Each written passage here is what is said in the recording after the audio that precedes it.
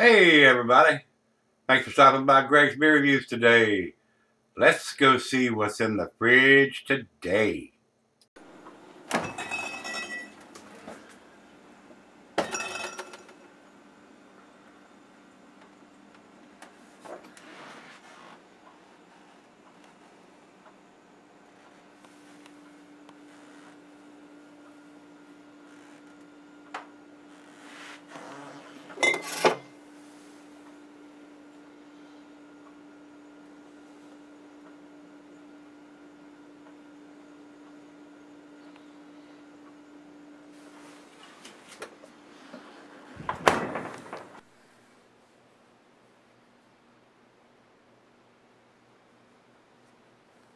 Hey guys, thanks for stopping by Gregsbeerreviews. Look at this monster bottle, 750 milliliter.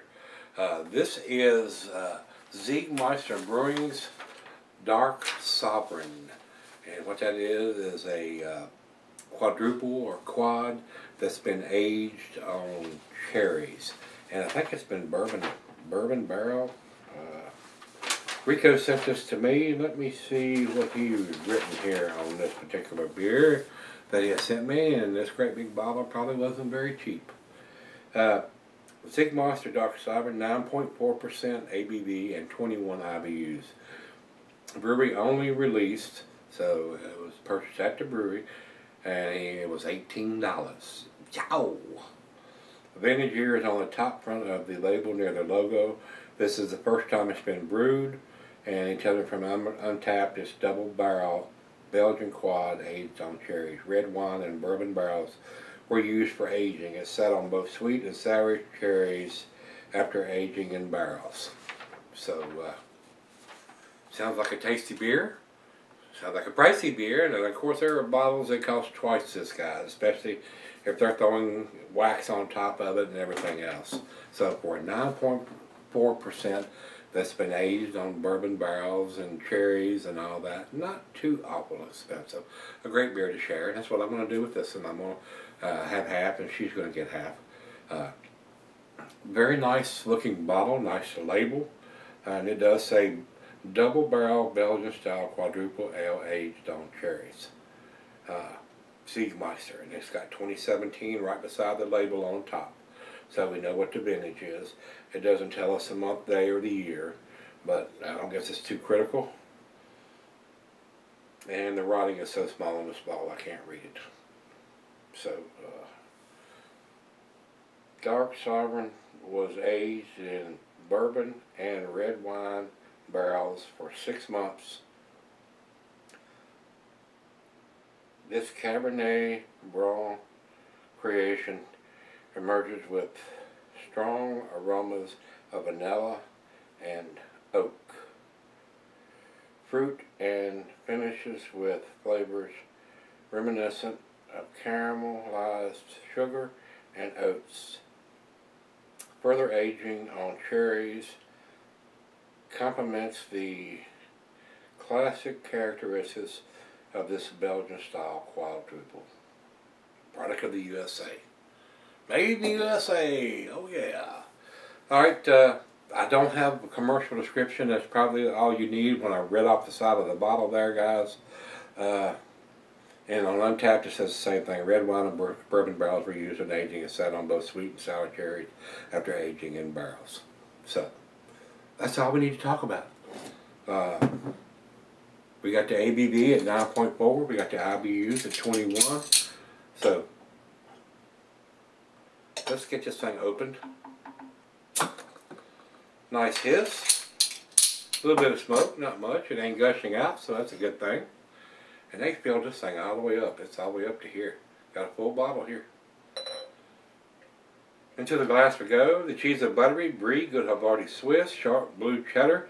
It says general digestive. The meat is beef, smoked meat, and game. Glass for a snifter, tulip, oversized wine glass, goblet, or chalice.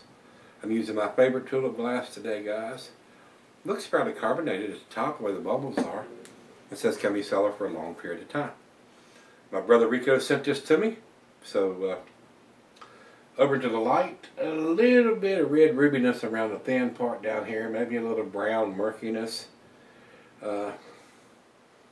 Very typical of what a quad usually looks like. About a finger of head on that pour, a lot of bubbles reinforcing that head up from the bottom. Let's get a nose to it. Yeah, I'm not getting the cherries, guys. I'm not getting a lot of bourbon on it, and it's probably going to open up a little bit as it's sitting in the glass. Big time cherries. I'm getting the cherries, the sour cherries. Does have a nice sweetness to it, like a barley wine. Not getting a lot of bourbon on the nose. Not getting any alcohol on the nose either. For a 9.4%er, seems to be very well made. So we shall tell what they taste, whether they're tart, sour, or whatever. Let's dive in. Final beer of the evening for me. Cheers, everybody. Cheers, Rico.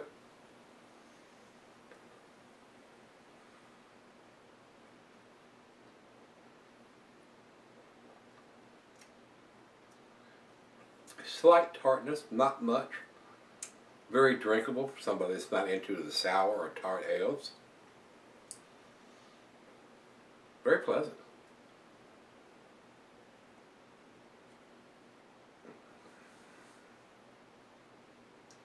Slight hint of vanilla. Still not getting a lot of bourbon notes. Getting more from the Cabernet grape, vinous flavors with the cherries. More than I am any kind of bourbon or coconut or anything like that.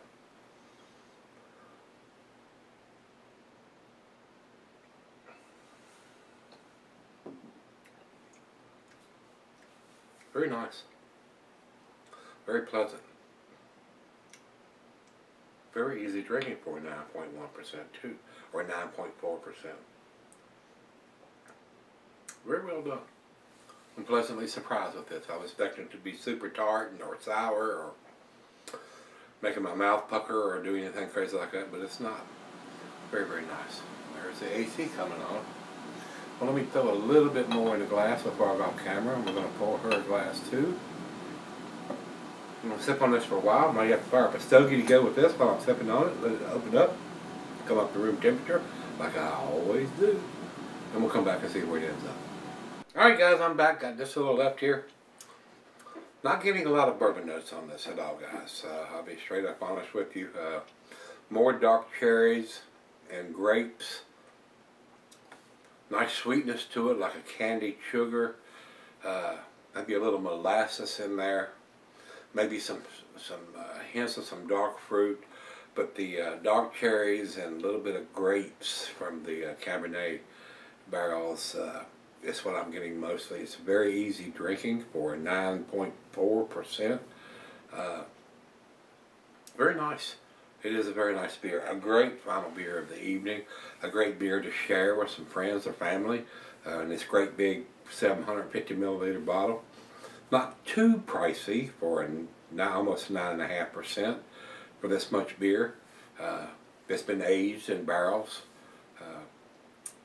Very nice, very well done.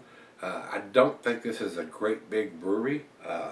I'm actually surprised they're actually putting beer in bottles of this size, being a smaller brewery.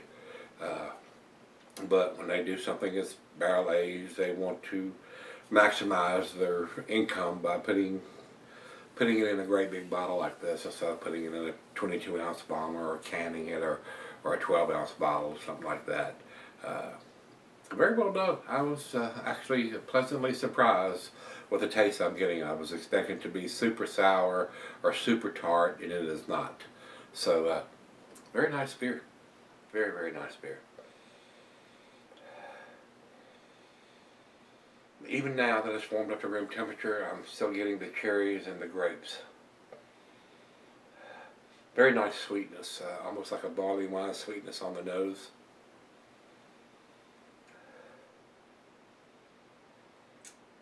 Delicious beer though. Final chug.